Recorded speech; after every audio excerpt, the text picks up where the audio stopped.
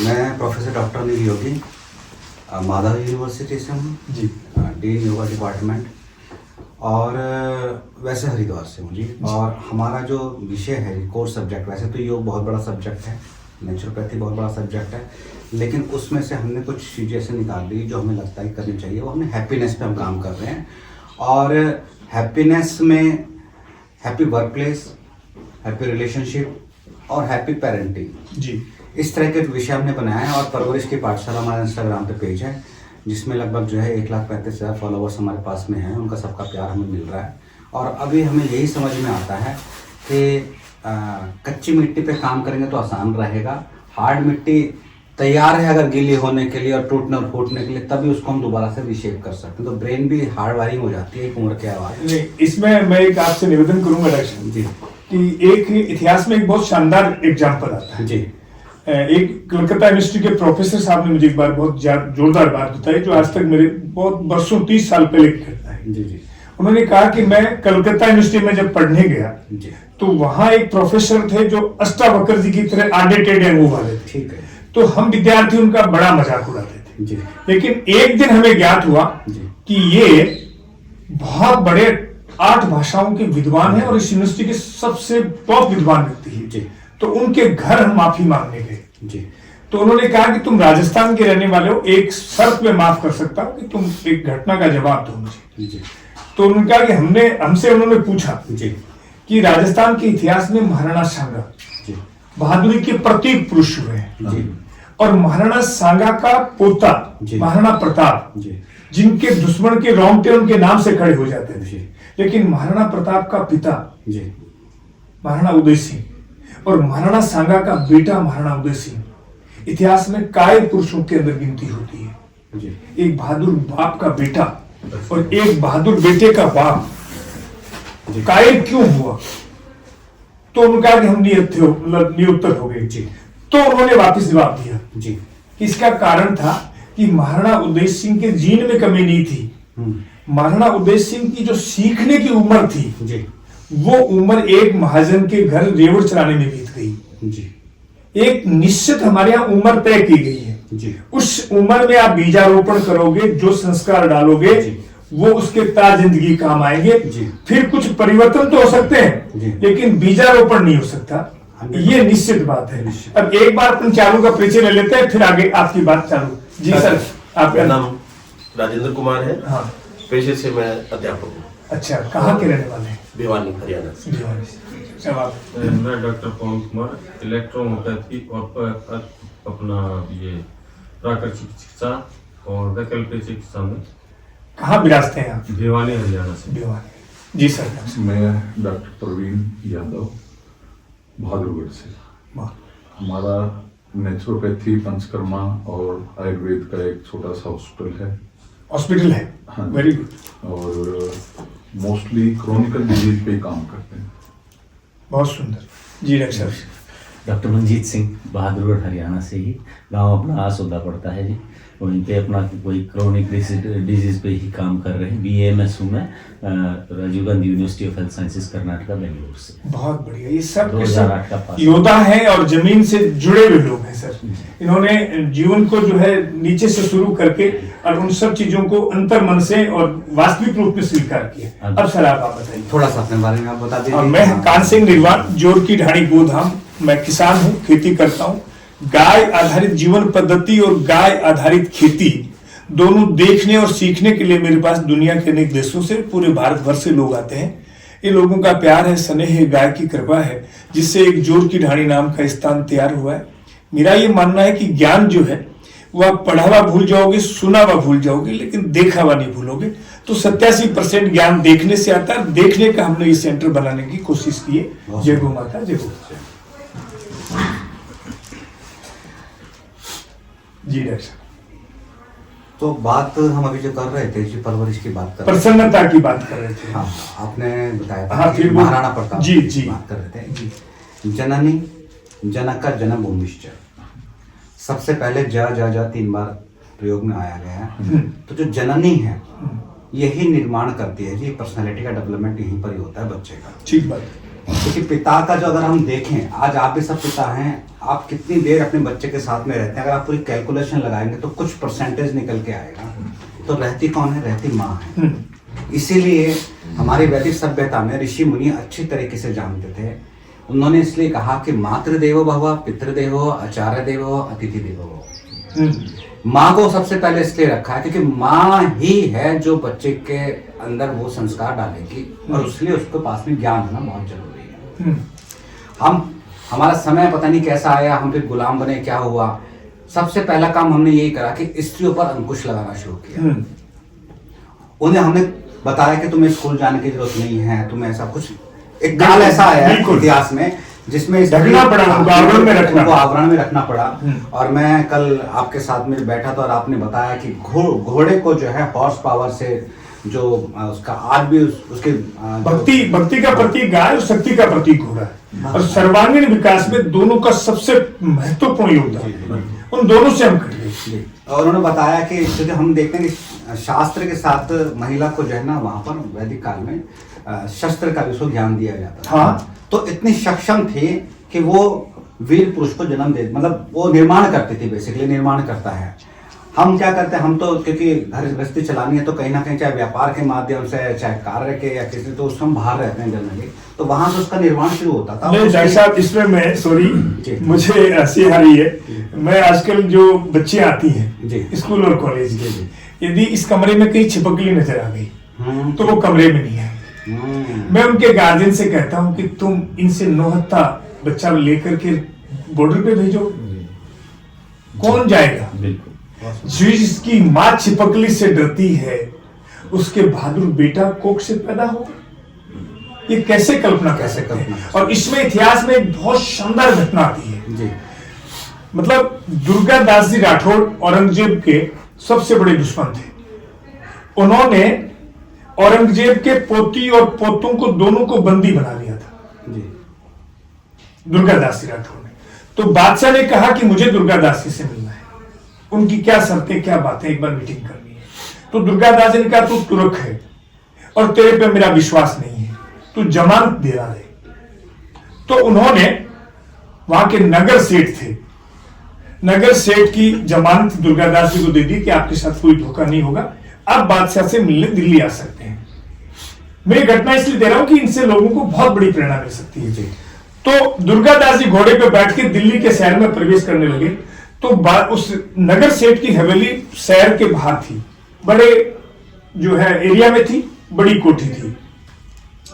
वो जैसे पहले के जमाने में हम जंगल जाने का काम, टॉयलेट जाने का काम बाहर ही होता था, ओपन नहीं, ऐसे बड़े की तरह होते नहीं थे।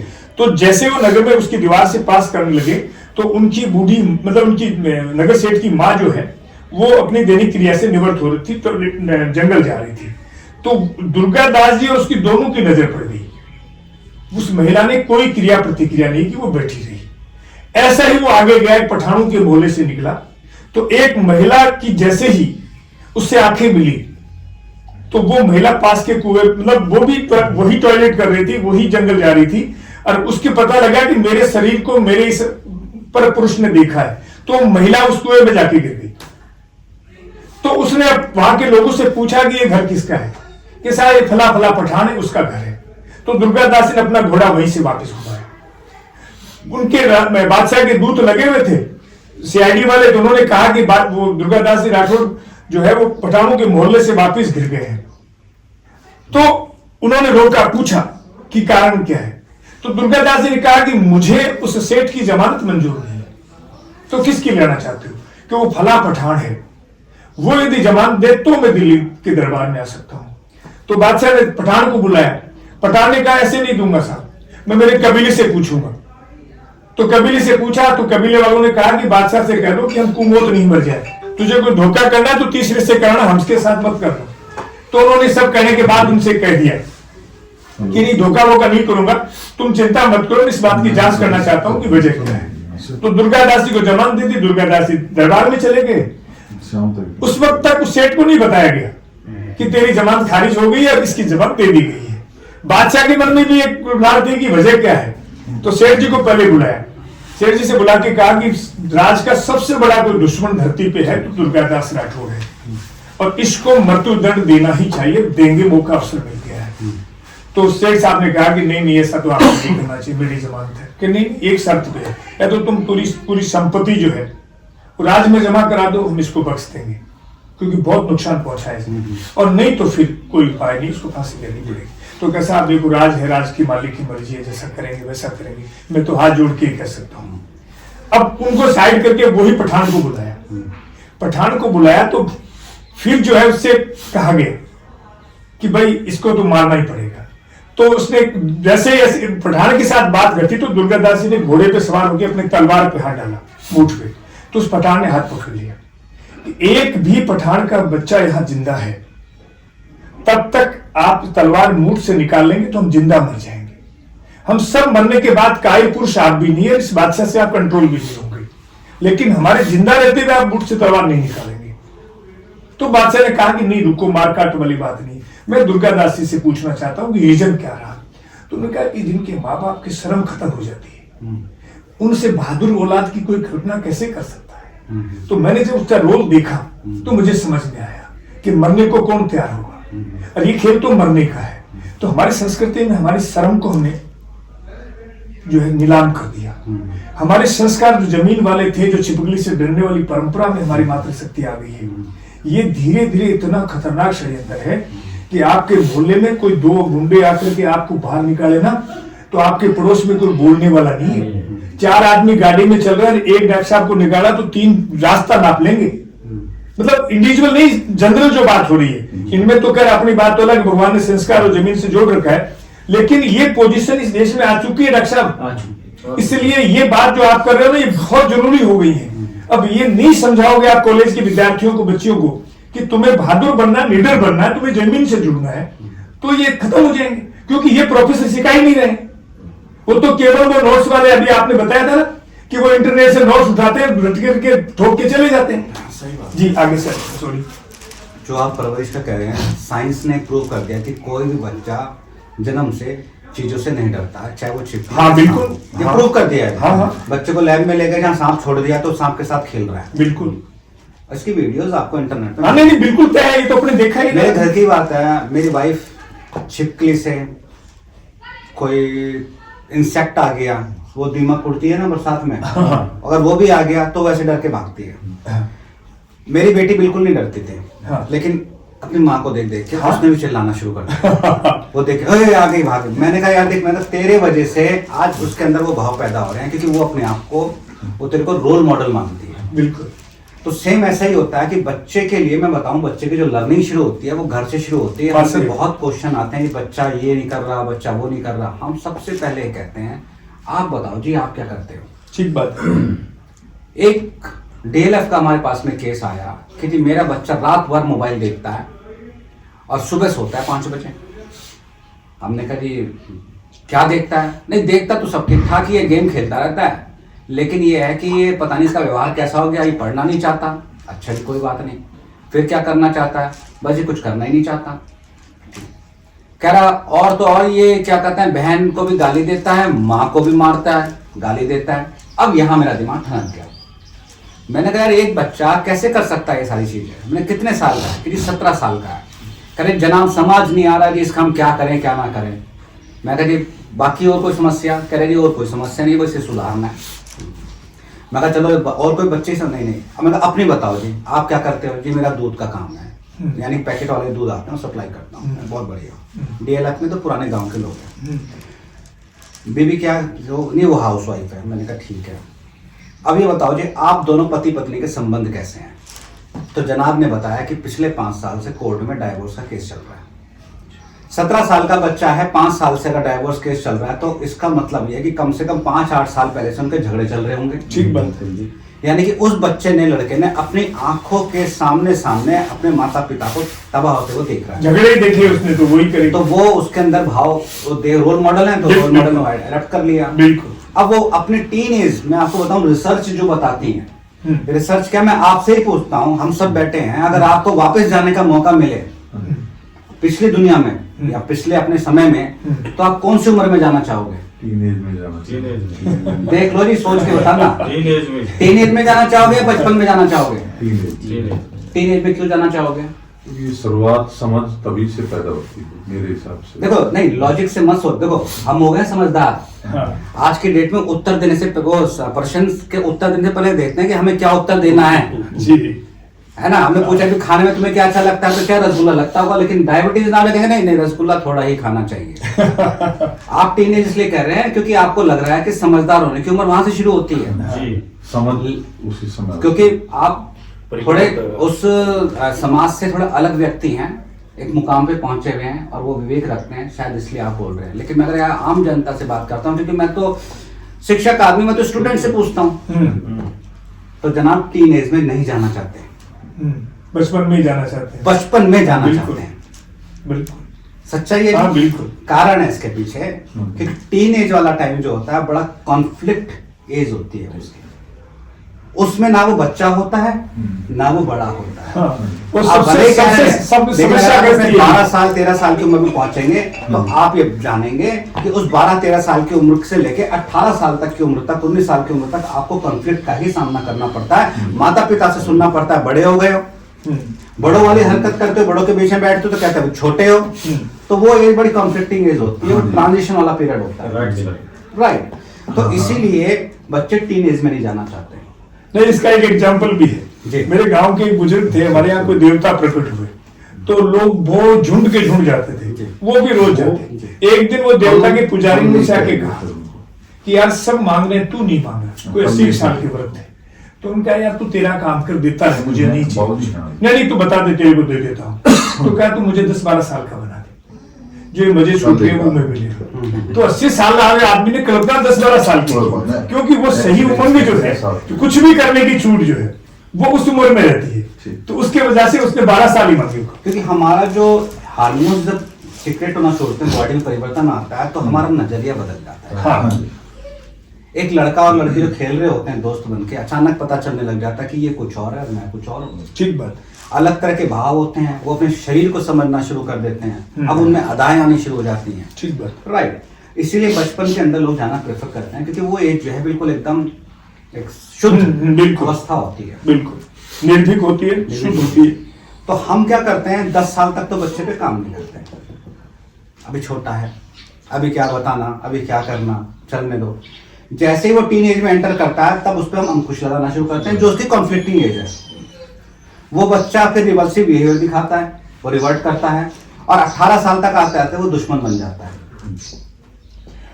और फिर वो चीजें वो करने लग जाता है। फिर हम कहते हैं कि बच्चा कहाँ जा रहा है, कैसे जा रहा है। इसलिए शुरुआत जो होती है वो 10 साल से पहले पहले की बच्चे में होती है। जितने भी फाउंडेशन डालनी है वो 10 साल से पहले की उसमें फाउंडेशन वो डल जाती है। इसके बाद आप कोई भवन तैयार करो उसके ऊपर, कोई प्रॉब्लम नहीं है। हमने जो सर एक शोध किया है, जी।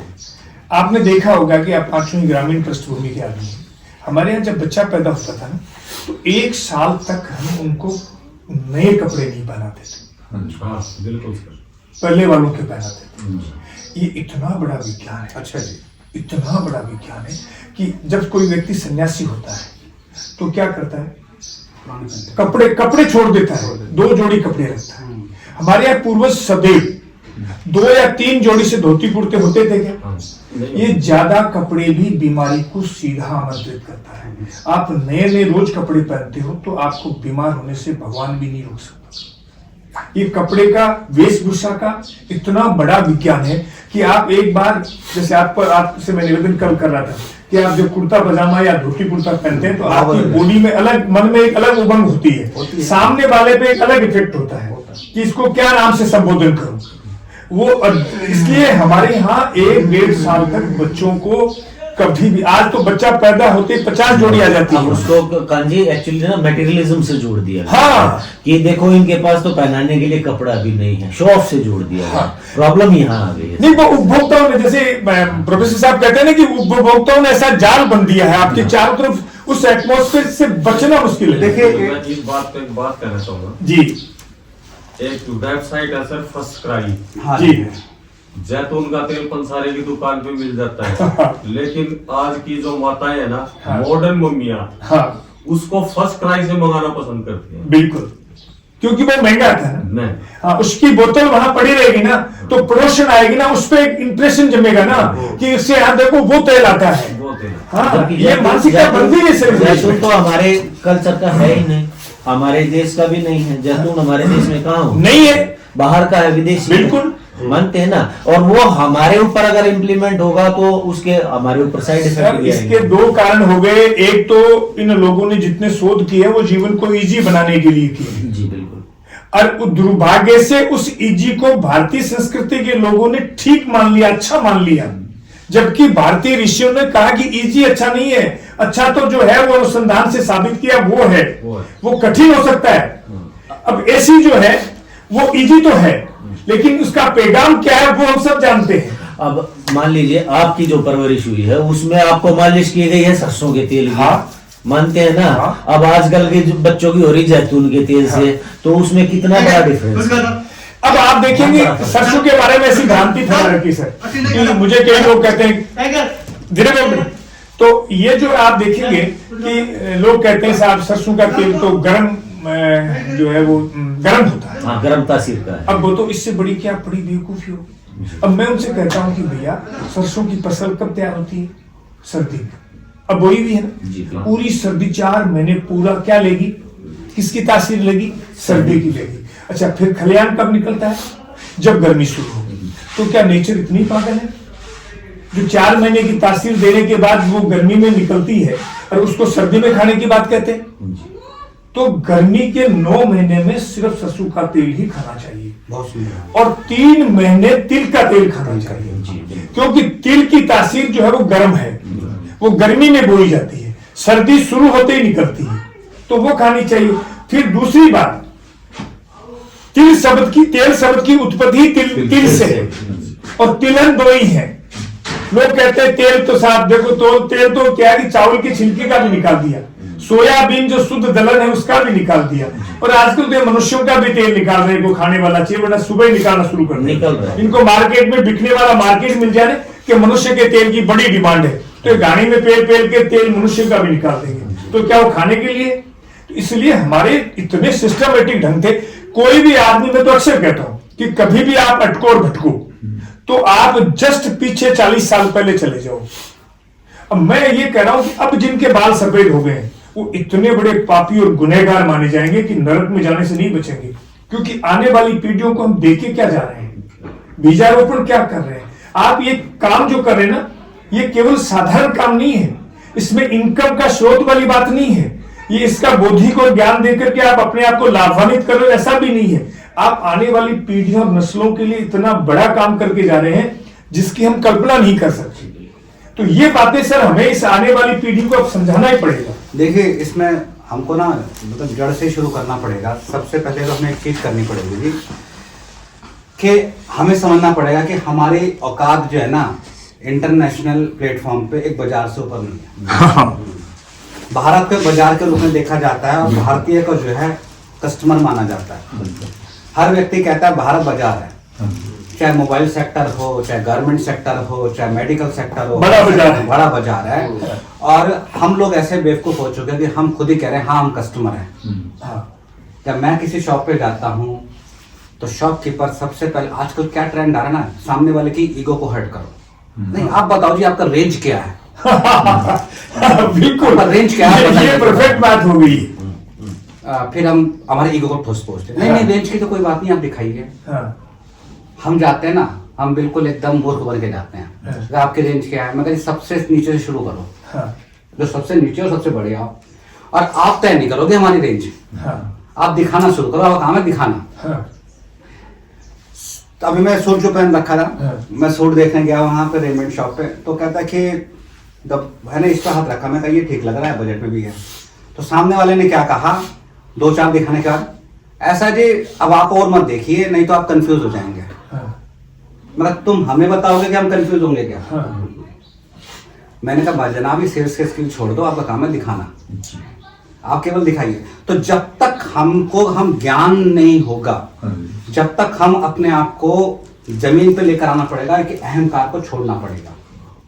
मैंने गाड़ी भी परचेज करी है तो आप हर चीज को हमने ईगो से जोड़ दिया। बिल्कुल। आपने जो बताया ना, आप सिंप्लिसिटी में रहते हो, आप तो आनंद ले रहे हो इसका, क्योंकि आपका अपना सब अपना सेटअप के हिसाब से अपने मुकाम पे पहुंच गए। लेकिन इनिशियल लेवल पे लोगों को चमक दमक हमने हमारी आवश्यकताओं को फैलाया है। बहुत सुंदर। एक बात हमारे पास में हम बाह्य चीजों पे हमने जो है एक तो बाह्य चीजों पे हम डिपेंड। मेरे से लोगों ने एक बार पूछा, पत्रकारों ने दिल्ली में, कि ये जो नोटबंदी हुई है इसका आपके जीवन पे क्या प्रभाव पड़ा। मैंने कहा हमारे तो गेट पे मोदी साहब 5 साल के लिए ताला लगाए ना, तो हम बाहर झांकेंगे नहीं। वाह जी। हम बाहर पे डिपेंड ही नहीं है। हाँ। तो हम तो आत्मनिर्भर हैं। और इस देश में मूल आत्मनिर्भरता ही किसान की थी। मैं आपको एक राजस्थान का एग्जांपल देता हूं। राजस्थान में पहले हमारे यहाँ एक ही फसल होती थी बरसात के दिनों में जी। उस बरसात के दिनों में राजस्थान का किसान अपनी 95% 99% आवश्यकताएं उस बरसात की सीजन से अपने साल भर का स्टॉक कर लेता था जी। अब आप देखिए, मतलब एक धारणा बना दी कि सुबह उठते ही खाली पेट पानी पीना चाहिए। यदि वो व्यक्ति जल प्रवृत्ति का है, यदि पानी पीता है तो अपनी कब्र खोद रहा है। ठीक है। आकाश तत्व के व्यक्ति रोज हरी सब्जियां खा रहा है ठीक तो है। वो निश्चित रूप से बीमार पड़ेगा ही पड़ेगा। ठीक है। तो ये सर्वे सिद्धांत नहीं है यार एलोपैथी की तरह। One size not fit to नहीं है। हाँ, तो इनके तहत हमने देखा कि हमारे पूर्वज साल भर की सब्जियों का स्टॉक सुखा करके काकड़ी, काचरी, ग्वारफड़ी, मंगोड़ी, पापड़, खेलरे, इस तरह के कोई 40 तरह की सब्जियां हर घर के अंदर विद्यमान होती थी।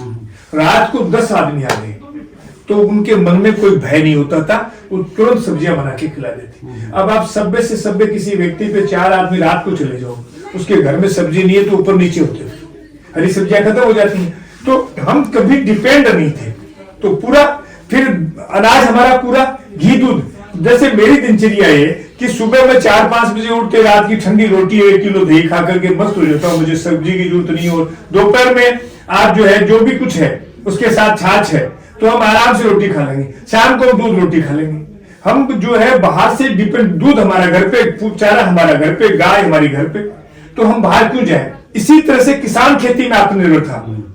हमारे एक परंपरा थी कि मैं अक्सर लोगों से कहता हूं किसानों से, तुम्हें किसी साइंटिस्ट के पास जाने की जरूरत नहीं, 10 किसान एक साथ बैठना शुरू कर दो और वो सब एक दूसरे के ज्ञान से बड़े। अब ये चारों हुनरमंद लोग हैं, ये चारों इस महीने में एक जगह बैठ भी जाते हैं ना, एक हुनर वाले भी, तो इतना ज्ञान एक दूसरे से प्राप्त कर सकते हैं। डॉक्टर साहब ने जो प्रयोग किया, जो किया, वो इनको अनुभव करने की जरूरत नहीं है। इनके अनुभव से ये लाभ लेंगे, इनके अनुभव से वो लाभ लेंगे। ये हमारा सिस्टम था। अब हमने धीरे धीरे क्या है कि इतने ईगो में आ गए कि हम एक साथ एक हुनर के लोग बैठेंगे तो हमें एक दूसरे से खतरा महसूस होता है। ये तो श्रेष्ठ पागल है, इसलिए 3 एक हुनरमंद एक साथ गाड़ी में आ गए, वरना तो इतने सींग अड़ते कि पूछो ही मत आप। देखो इसके पीछे ऐसा नहीं है कि अगर आप पूरी पॉलिसी को देखें कि यहाँ ऐसा नौबत क्यों आई है, तो हमें धीरे धीरे डिजाइन किया गया। हाँ बिल्कुल बिल्कुल, क्योंकि मैं बताता हूँ आपको, जो पूरा जो वर्ल्ड है इसे कॉर्पोरेट चलाते हैं, बड़े बड़े, हाँ। जो बहुत बड़े घराने हैं वो चलाते हैं, वो तय करते हैं कि हमारे घर के अंदर क्या बनेगा, क्या पहनेंगे, क्या खाएंगे, कैसे रहेंगे। वो अपने वहां से पैसा डालना शुरू करते हैं मार्केट के अंदर, और वो हमें तय कराते हैं कि आम आदमी को कैसे टारगेट करना है, राइट। और हमें पता ही नहीं होता क्योंकि हमारे इतने सूझ बूझ नहीं है, हम उसमें ट्रैप हो जाते हैं। आज आप एक मोटरसाइकिल रॉयल एनफील्ड सर्च करना शुरू करो, आपके ट्रू कॉलर पे वो आएगी, सारे ऐप में वही आना शुरू हो जाएगा, क्योंकि वो हमारे माइंड को रीड करने लगातार। यस यस राइट, एक वीडियो डाल दो फिर पूरे दिन भर आपके मोबाइल में वो चलेगा। वही चलेगा। तो वो रीड कर रहे हैं कि आप किस चीज की डिजायर कर रहे हो, क्या थॉट चल रहा है, वो उसी को जो है। इंटरनेट से पहले ये काम टेलीविजन में किया है। हाँ। हैं? नहीं वो तो षड्यंत्र है पूरा एकदम, जो हाईजेक है जी। नहीं हम देखो आज इंडिविजुअल का हो नहीं, गया। मैंने देखा है कि अमेरिका का राष्ट्रपति को सोचता है कि अमेरिका का राष्ट्रपति अपनी योग्यता से बनता है, भारत का राष्ट्रपति केवल अपनी योग्यता से बनता है, तो भूल है। जी बिल्कुल। वो षड्यंत्रकारी शक्तियां जो है कि किसी देश का भविष्य बिगाड़ने और सुधारने में उनका बहुत बड़ा योगदान है, बहुत बड़ा सिस्टम तंत्र उनके साथ काम कर रहा है। इसको यदि हम नकार रहे हैं तो हमारी भूल है। तो कुछ चीज ऐसी होगी हमारे जो आज से 20-30 साल पहले के आदमी की यदि हम सेफ देखते हैं तो जैसी हमारा खान पान था, जैसा हमारा इन्वायरमेंट था, उसके अकॉर्डिंग रहती थी। अब एक वी शेप कल्चर शुरू हो गया कुछ समय से। तो सबसे पहले माइंडसेट कहाँ किया कि हरियाणा में, पंजाब में, उसमें देखा भी लोग बाग किसको रोल मॉडल मानते हैं। जैसे हरियाणा में हनुमान को ज्यादा मानते हैं, शिव जी को मानते हैं, उसको एप्स वाला बना दिया। वी सेफ का बना दिया, स्मार्ट सा। कितने ऐप्स आ गए। वो माइंड सेट होना शुरू हो गया, कैलेंडर भी उसी तरह के दिखाई देंगे आपको। चाहे दवाई खा के आए वो आने चाहिए। पर वो आदमी हर कोशिश करेगा कि हमारी सेफ है, इस तरह से होनी चाहिए। हमें पता भी नहीं चला कैसे हो गया बदलाव एकदम। एक्चुअली कॉर्पोरेट जो है ना वो क्राफ्टिंग कर रहे कहीं ना हैं, कहीं हमें हर तरह से डिजाइन किया था। बिल्कुल। वो ह्यूमन क्राफ्ट कर रहे हैं कॉर्पोरेट ना, और कुछ नहीं, नहीं वो कर तो रहे। जैसे आपने कहा ना प्रोफेसर कि इसमें षड्यंत्र पूर्वक ये बात फैला दी गई कि भारत का ये प्रत्येक आदमी जो है उनका उपभोक्ता कैसे बने। और आज इंटरनेशनल स्तर पे आप देखो अपने भारत का जो कोई प्रधानमंत्री जी जो है, सपोज करें आप, मतलब ये चाहते हैं कि अपनी मर्जी लागू कर दे तो नहीं लगा सकते। मैंने इनको एक सुझाव दिया था वहां पे, हमारे जब बालियान साहब जो कृषि मंत्री थे तब हमने एक सर्वे वहां पे हुआ कि आज जो सब्सिडी के जो रुपए हैं वो सब्सिडी के रुपए सब्सिडियों में बंद कर दिया जाए। ये देश आज तक एक बात का पता नहीं लगा सका, विशेष तौर से आम आदमी और किसान। 1 कट्टा यूरिया का फैक्ट्री में छपता है, 9,999 का बिल कट रहा है, 10,000 का बिल कट रहा है, तो 9,999 की सब्सिडी कौन खा रहा है? ये देश को कोई सरकार पारदर्शिता से, जो किसान हित की सबसे बड़ी बात जो करते हैं, चाहे वो पक्ष में चाहे विपक्ष में, आज तक देश को नहीं बता पाए। नहीं बता। जैसे ही प्रधानमंत्री जी ने स्कीम बंद करने की बात की तो लोग टूट पड़े। तब उन्होंने एक रास्ता निकाला 6,000 वाले किसान के नाम से देने।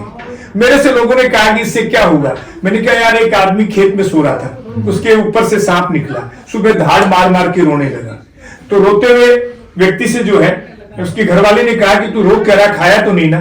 कि तुझे पता ही नहीं है, रास्ता बना दिया है, रास्ता बना लिया है। कल खा भी जाएगा। तो ये 6,000 रुपए रास्ते हमारे राजस्थान में 8 हो गए, 2,000 रुपए राजस्थान की सरकार ने। अब आने वाली कोई भी सरकार इसको बंद नहीं कर सकती। तो हमारे यहाँ तो रास्ते बनते हैं। तो ये सब बातें होने के बावजूद भी सुधार के नाम से भी करोगे तो अंतरराष्ट्रीय राष्ट्रीय इन गिरोह का इतना बड़ा अटैक होता है कि कोई चाह करके प्रधानमंत्री भी वो परिवर्तन नहीं ला सकता। अभी मैं आपको वो बता रहा हूं जो आने वाले देश में विस्फोटक स्थिति होने वाली है। जी, हम वो पीढ़ी बैठी हैं जिन्होंने बिना टीवी, बिना ट्रांजिस्टर, रेडियो के भी समय देखा है, बिल्कुल। बिना लाइट के समय देखा है, मोहल्ले में कूदे फांगे, गिल्ली डंडा, कंचे फंचे सब कोई नहीं छोड़ा। बिल्कुल। अब आ रही है आज की जनरेशन जो आज जन्म ले रही है, या 5 या 7 साल की या 10 साल से पहले की है। जी। 8 साल।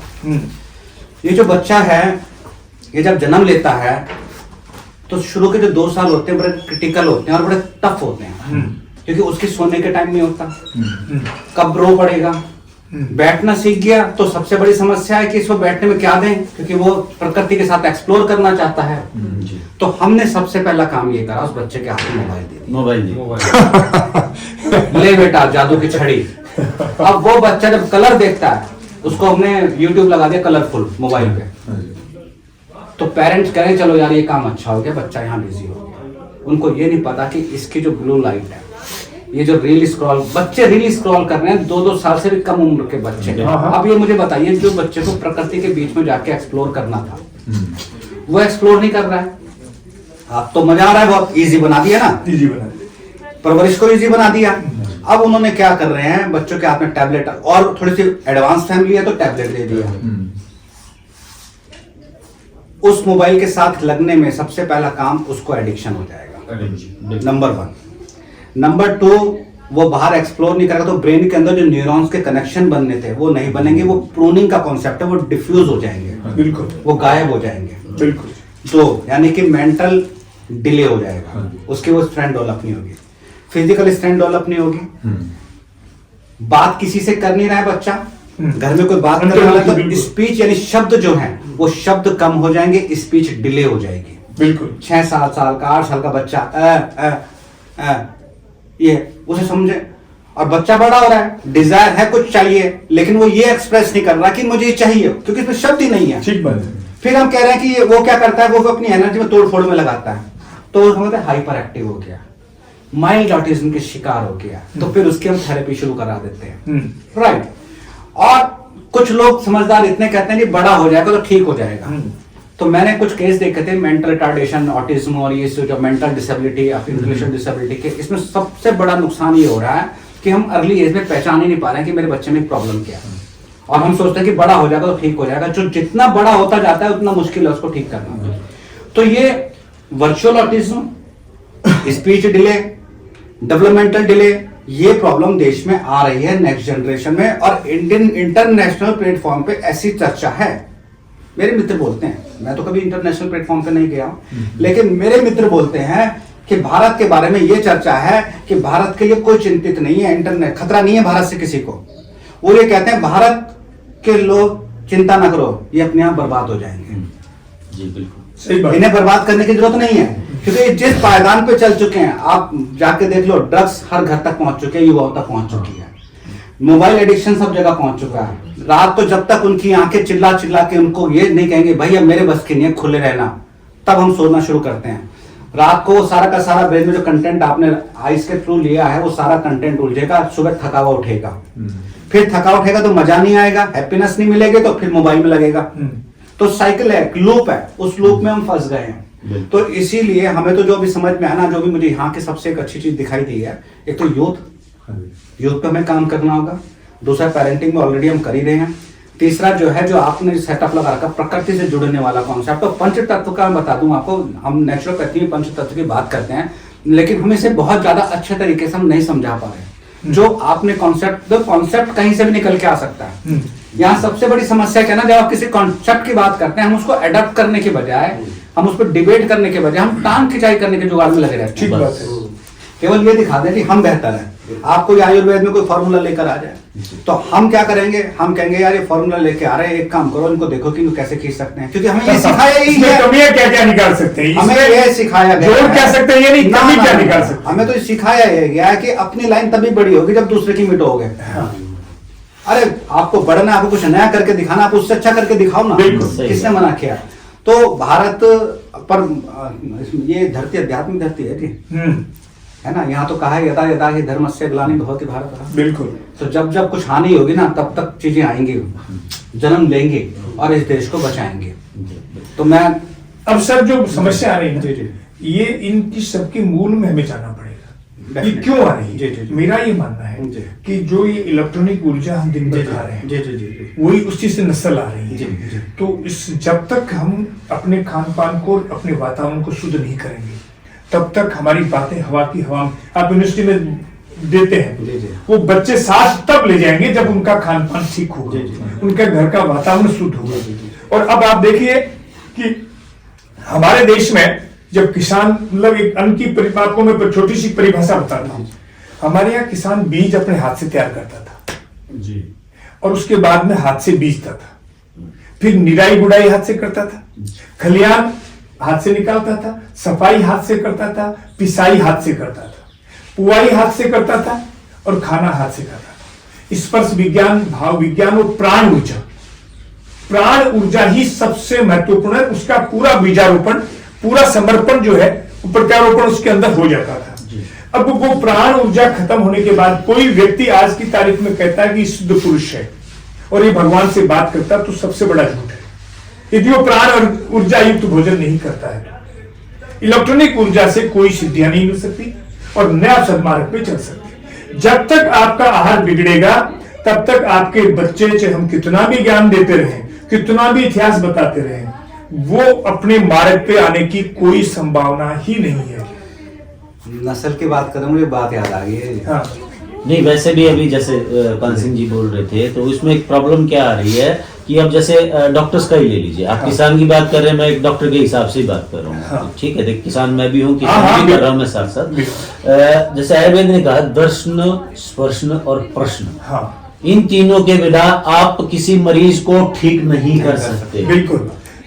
आज के दिन ऑनलाइन कंसल्टेशन का सिस्टम आ रहा है। दर्शन, स्पर्शन और प्रश्न, ठीक है, तीन चीजें हैं। किसी भी मरीज को आप उसका दर्शन करेंगे, उसका स्पर्श करेंगे और उससे प्रश्न नहीं करेंगे, तब तक आप किसी भी मरीज को ठीक नहीं कर सकते। बहुत सुंदर। ये तीन बेसिक चीजें हैं। देखिए, त्रिदोषिस की थ्योरी है, ऐसे ही बहुत थ्री थ्योरीज बहुत है आयुर्वेद के अंदर। वैसे ही दर्शन, स्पर्शन और प्रश्न की है। अब ऑनलाइन कंसल्टेशन का जमाना आ गया है, तो टेक्नोलॉजी हो गई है। तो जब तक हम, चलो हमने उसका दर्शन तो कर लिया, लेकिन मरीज का हमने स्पर्शन नहीं किया। हम उससे प्रश्न तो कर रहे हैं, लेकिन वो हम सामने बैठा के नहीं कर रहे हैं। ठीक बात। ठीक है, तो कहीं एक लैक हो रहा है, और वो एक लैक हो रहा है यानी स्पर्श। और जब तक उससे स्पर्श नहीं होंगे, हमारी एनर्जी ट्रांसफॉर्म नहीं होगी। भाव विज्ञान नहीं उतरेगा। स्पर्श विज्ञान और भाव विज्ञान बहुत बड़ा वो विज्ञान सबसे बड़ी चीज है। हाँ, सबसे अब बड़ी। किसी चीज को आप छू के ही तो अंदाजा लगा सकते हैं, नहीं, बता छूके सकते नहीं। हैं। इसमें एक एग्जांपल मैं और देता हूँ। स्पर्श करके। आपका बच्चा रो रहा हाँ है, जी। उसको कितना भी लालच दो चुप नहीं होगा। जी। और छाती की चिपका के जैसे आप सिर पे हाथ घुमाओगे तो 1 सेकंड में चुप हो जाएगा, क्योंकि स्पर्श और भाव विज्ञान दोनों उसमें उतर गए, उसको सेफ्टी मिल गई। तो वही रोगी के साथ होता है, जैसे ही वैद्य उसको स्पर्श करता है तो उसकी ऊर्जा का स्थानांतरित होता है। एक्चुअल में ऊर्जा ऊर्जा स्थानांतरित होती है। राइट। कुछ लोग इतने आभामंडित होते हैं, आप प्राण ऊर्जा का भोजन सोने मानते से, कीजिए हाँ। और आप एक कपड़ा हाथ से बना करके और उसको हाथ से धोएं और उस कपड़े को किसी दर्द वाले हाथ पे रख दीजिए। मेरी गारंटी है, ये कंबली, काली कंबली वाला बाबा क्या कर रहा पता है? इसकी कमर हाथ से बनी हुई है, ऊन से बनी हुई है, और वो 50 साल में आज तक उसको धोया ही नहीं है। वो जैसे ही उसको लगाता है और एक्सरे मशीन बन जाती है। अरे आज भी कर ले, कोई देख ले, प्रैक्टिकल है ये। आप, दुर्भाग्य क्या है सर, इस देश में कपड़े, खाने की वस्तु और पौधे ये सुंदरता से ला रहे लोग, जबकि ये गुणवत्ता से आनी चाहिए। तो गुणवत्ता से तो लेना ही देना नहीं, क्योंकि जेब कटने वालों को सुंदर बनना पड़ता है। अब 3 पहचान बन गई, कितनी बड़ी गाड़ी है, कितनी बड़ी कोठी में रह रहे हैं और कौन से कपड़े पहन रहे हैं। तीनों की ही धरातल पे कोई आवश्यकता नहीं है। मैं आपको चेले से कहता हूं कि कोई भी आदमी कितनी भी बड़ी कोठी बना ले, 20 साल बाद में वो पुरानी डिजाइन की हो जाएगी। आने वाली पीढ़ी के पास 2 रुपए होंगे, भूख में पड़ा है तो कहीं भी पड़ा रहेगा। यदि वो समर्थ है, 2 रुपए पास में है, तो आप वाली उस कोठी में नहीं रहा।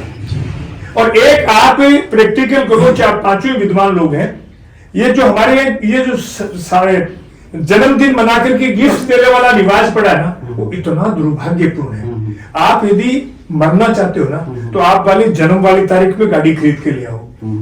आपको एक्सीडेंट से मरना ही पड़ेगा। एक भी कोई आदमी मुझे एग्जाम्पल देके बता दे कि किसी को जन्मदिन वाले गिफ्ट मिला हो और उसका उपयोग उसने किया हो। जी बिल्कुल, एक भी नहीं है। तो ये हमारी गिफ्ट देने वाली परंपरा, हमारे तो आशीर्वाद देने वाली परंपरा रही है, गिफ्ट वाली कभी रही नहीं। जी तो इन सब परंपराओं को मैं अक्सर कहता हूं और आपको निवेदन भी करता हूं कि 5 माँ हमारी है। उन माओं की अच्छा, कितना भी अंग्रेजी बोल रहे हो आप, कितने भी अमेरिका लंदन पढ़ रहे हो, चोट लगेगी तो माँ को याद करो, माँ की है। क्योंकि संरक्षण माँ देती है। माँ ही दुनिया से सब बाधाओं से बचाती है। तो माँ जो है, ये भारत भी माँ है। इस भारत की वेशभूषा है, इस भारत का खान पान है, इस भारत के रीति रिवाज है, ये सब आपके व्यक्तित्व का निर्माण करते हैं। इसलिए भारत की शरण में आ जाओ, इस माँ की शरण में आ जाओ। गाय आपकी माँ है। इस पूरी पॉजिटिव वातावरण और शुद्ध खान पान को सिर्फ धरती पे गाय देगी। आपको माँ की शरण में आना पड़ेगा। ये धरती आपकी माँ। पहले आपको बताया, मैंने खुद किया, अभी भी करता हूं। हमारे खेत में काम करते हुए कहीं लग गई, खून आ रहा है, मतलब पूरा प्रवाह से खून आ रहा है, और मैं मिट्टी उठाई डाली, दूसरे दिन खून आ गया। पहले ऐसे तो होता था। हाँ बिल्कुल। तो ये वो इन्फेक्शन हो जाएगा, वो सड़ जाएगा, पूछना सड़ जाएगा। यार कुछ नहीं सड़ेगा। यदि आपकी धरती शुद्ध, आपने उसके साथ बलात्कार और जातियां नहीं किया, आपकी माँ की तरह रखा है, तो माँ आपको संरक्षण देगी ना, इसमें कोई नहीं रोक सकता। बिल्कुल देगी, हकीकत है। तो ये माओं के शरण में हमें आना ही पड़ेगा, चाहे वो खुद की माँ हो, चाहे वो धरती की माँ हो, चाहे वो गाय माँ हो, चाहे भारत माता हो। और दूसरे हमारे यहाँ तो शास्त्र और नदियों को भी माँ माना है। जी बिल्कुल। अब देखिए दुर्भाग्य, न शास्त्र है, न साहित्य है, न शास्त्र है, और तीनों जिसके घर में नहीं है वो घर है ही नहीं, शमशान घाट है। हमारे देवी देवता जितने भी चित्र दिए गए हैं, वो फूंक से उड़ा के आदमी को, राक्षसों को खत्म कर देते थे। तो उनके हाथ में हथियार क्यों है?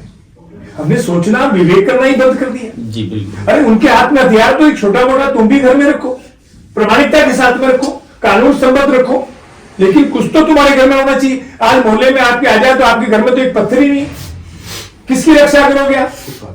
तो हमें हमारी जड़ों की ओर जाना पड़ेगा। आप पेड़ पेड़ों से प्रेरणा ले सकते हैं। पेड़ टहनियां बदलते हैं, पत्तियां बदलते हैं, क्या रूट्स बदलते हैं? नहीं और रूट्स बदलने वाले पौधों की दशा क्या होती है? तो हम तो रात और दिन रूट्स बदलने में लगे हुए सर।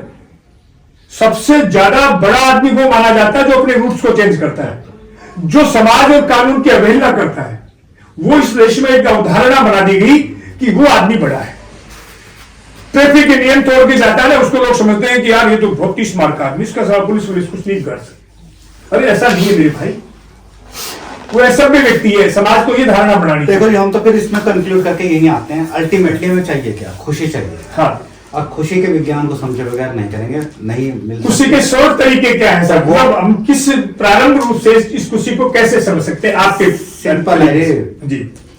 खुशी को समझने के लिए फिर दुख को समझना पड़ेगा। हाँ। और प्रकृति का बिल्कुल ही सिमिलर शब्द जो है विकृति है। हाँ। प्रकृति से दूर जाओगे तो विकृति आएगी जी। अगर प्रकृति प्रसन्नता है हाँ। तो विकृति दुख है। जी। प्रकृति ही गुरु है जी। वही माँ और है। प्रकृति के बारे में अब लोगों की एक धारणा बनी है कि प्रकृति का मतलब पेड़ पौधे, जबकि ऐसा नहीं है। नहीं है, सही बात है।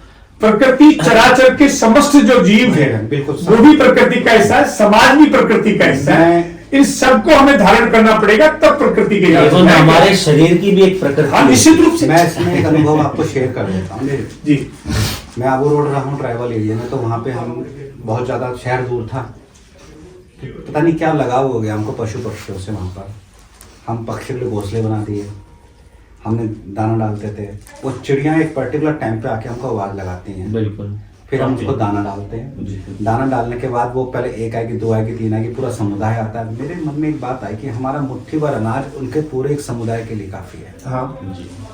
और जब हम उनको कुछ दे रहे होते हैं तो मुझे ऐसा लग रहा होता है कि प्रकृति कह रही है तू इनका ध्यान रख, मैं तेरा ध्यान रखूंगी। जी। मैं प्राइवेट सेक्टर से हूँ जी, मैं बताऊँ आपको प्राइवेट सेक्टर में काम करना आसान काम नहीं है। और जब मैं कोई डिसीजन लेते हैं हम लोग हस्बैंड वाइफ दोनों मिलके, तो लोग ये मानते हैं कि यार ये ऐसे तुम कैसे सोच सकते हो, मतलब इतना बड़ा रिस्क ले रहे हो या कुछ और चीज़ करते हो। मैं कहता देखो सुनो बात, वो उसकी मेहरबानी होनी चाहिए। हमारा सबसे बड़ा गलत फहमी यही हो गया, कहते हैं मैं कर रहा हूँ, मैं ये जो लग गया ना, ये सबसे बड़ी समस्या है। मैंने घटनाएं होती भी अपनी आंखों के सामने देख ली है। अगर ऊपर वाले का आशीर्वाद है तो आप बाल बाल बच जाओगे। जी बिल्कुल। जी बाल बाल बच जाएंगे बच जाएंगे। नहीं, ठीक है। एक बार नहीं कई घटना ऐसी हो चुकी हैं। और उससे सामंजस्य करे एक नियत, मैंने आपको कल बताया था, नियत अगर अच्छी है तो नियत ही अच्छी है। अच्छी है। नहीं, इसमें एक स्वामी विवेकानंद का बहुत शानदार उदाहरण आता है। स्वामी विवेकानंद अपनी गुरु माँ के पास गए। उन्होंने कहा कि मैं दुनिया के विदेश में जाकर के और मैं हमारी संस्कृति और हमारे ज्ञान का जो है वो फैलाना चाहता हूँ, तो आपकी इजाजत लेना है। तो उन्होंने कहा वो चाकू पड़ा हुआ, वो स्वामी विवेकानंद चाकू उठाया और धार वाले तरीके को अपने हाथ में पकड़ा और लकड़ी के जो डंडा था उसको उन्होंने गुरु माँ को पकड़ाया। तो उन्होंने कहा कि अब तू जा सकता। तो उनको क्या, गुरु माँ मेरे ये समझ में नहीं आया, इसमें चाकू में कौन सा विज्ञान हो गया कि आपने मुझे पहले नहीं कहा बाद में कहा। तो उन्होंने कहा कि जो व्यक्ति दुनिया के खतरों को अपने ऊपर लेता है और दूसरों को सुविधाएं देता है, दूसरों के हित की बात पहले सोचता है, उसको आगे बढ़ने से कोई नहीं रोक सकता। उसके मिशन की कामयाबी में कोई शक नहीं होती। तो उन्हें साबित कर दिया कि तू समस्याओं को अपने मुट्ठी में लेना चाहता है और दूसरों को सुविधा देना चाहता है, तो तू आगे बढ़ेगा। यही है ना, वहाँ ऐसी पहचान, छोटी सी घटना कितनी बड़ी प्रेरणा। योग्यता जो है ऐसी पहचान। हमें दूसरों के हित को लेकर के प्रोग्राम बनाएंगे, सबके कल्याण के लिए के प्रोग्राम बनाएंगे, तो हमारा कल्याण तो सबका नियत है, उसको कोई नहीं रोक, प्रकृति कभी किसी का नहीं रोकती। हमारी श्रीमती बहुत बढ़िया बात बोलते हैं, वो बोलेंगे कि लंगर की सोचोगे तो भूखे नहीं रहोगे, भंडारा करोगे तो भूखा रहता है आदमी। अपने सोचोगे तो भूखे जरूर रह जाओगे। चलो सर, बहुत आप सब एक विषय जो है ना, क्योंकि वो नस्ल की कह रहे थे, इसमें मेरे एक मित्र ने मुझे कहा था कि इस विषय पे काम करना जी, वो है स्त्री और पुरुष का इंटीमेट होना ड्रिंक करके। हाँ, जब शराब पी के तुम जो मैथुन क्रिया पे आप आएंगे तो उससे विकृत संतानें पैदा होंगी, निश्चित रूप से। अभी समाज में ये हो रहा है। नहीं, वो राजकोट में एक आयुर्वेद के मेरे मित्र हैं डॉक्टर, उन्होंने गर्भ विज्ञान पे पूरा काम किया है हाँ, हाँ। कि वो 1000 बच्चे अब तक इससे लिए हैं हाँ, हाँ। और उनका प्रयोग ये है कि माता पिता को वो वहां बुलाते हैं, 7 दिन रखते हैं। मेहुल भाई नहीं, उनका नाम मैं आपको बताता हूँ। राजकोट में है। राजकोट में ठीक है जी। तो मैं वहां जाके आया, ठीक है जी। 2-4 दिन में वहां रह के उनके पूरे इसका अध्ययन करके सिस्टम आया। देख के, हाँ। तो वो माता पिता को वहां बुलाते हैं, अपने वहां रखते हैं, फिर उनका शरीर शुद्ध करते हैं, ठीक है। फिर उनके मन को शुद्ध करते ठीक हैं है। और फिर वो कहते हैं कि अब तुम बच्चा पैदा करने के लिए गर्भ धारण करो। फिर उसके बाद में 9 महीने में समय समय पे वहां बुलाते हैं ठीक है। माँ को, कौन सी पुस्तक किस महीने में पढ़नी है वाह जी वाह। और कौन से महीने में तुझे क्या खाना है, ठीक है। और तुझे कौन से महीने में किस वातावरण में किसके संपर्क में रहना है। ठीक है। इन सब व्यक्तित्वों से निर्माण होने के बाद हाँ। फिर आपको एक बात और बताता हूँ, ठीक। आप कि 4-5 जो है विद्वान लोग हैं, घर में प्रयोग करके देते हैं। आप जो गाय का दूध जो दही बनाते जी। हो उसमें एक टुकड़ा चांदी का डालना शुरू कर दो ठीक और आप अपने बच्चे या गर्भवती महिला को खिलाना शुरू कर दो। प्रतिभा को जन्म लेना ही पड़ेगा, ठीक है। निरोग बच्चा को आना ही पड़ेगा। तो ये धातु विज्ञान को हम भूल गए, स्वर विज्ञान को हम भूल गए और हम जो है हमारी सब विधाओं को भूल गए। आधुनिकता के नाम से हमने हमारे जड़ों को काटना शुरू कर दिया। ये हमें रोकना पड़ेगा। राम सिंह जी, ये स्वर विज्ञान जो आपने बोला है हाँ, शब्द, हाँ, ये एक यूएसए में एक जर्नल में छपा था। आप किसी गाने संगीत को पसंद करते हो उसको साथ गाइए, हाँ। आपके अंदर जो आपके हैप्पीनेस की जो बात हो रही हाँ। वो हार्मोन्स अपने आप क्रिएट हो रहे हैं। ये काम मैं पिछले 15 साल से मैं कर रहा हूँ। कल ये बता के आया हम स्टूडेंट्स को, मैंने कहा तुम जब निराश होते हो तो गाने क्यों नहीं सुनते हो? ये मैं 15 साल पहले से कर रहा हूँ सर। सर, जर्नल में अब पब्लिश हो रहा है। मैं उत्तराखंड और कई जगहों में देश में घूमा, मैंने देखा कि हमारे ऋषि मुनि झरने पे जाके बैठते, नदी पे बैठते, तो मैंने उस संगीत को सुना तो मुझे पता लगा कि रूप परमात्मा से जोड़ने का सबसे बड़ा माध्यम है। वही झरना मैंने जोधपुर ढाणी में बना दिया। इसको आप सुबह और शाम उठ करके झरने को चला करके बाज के ऊपर बैठेंगे, भक्ति और शक्ति के सारे दिन।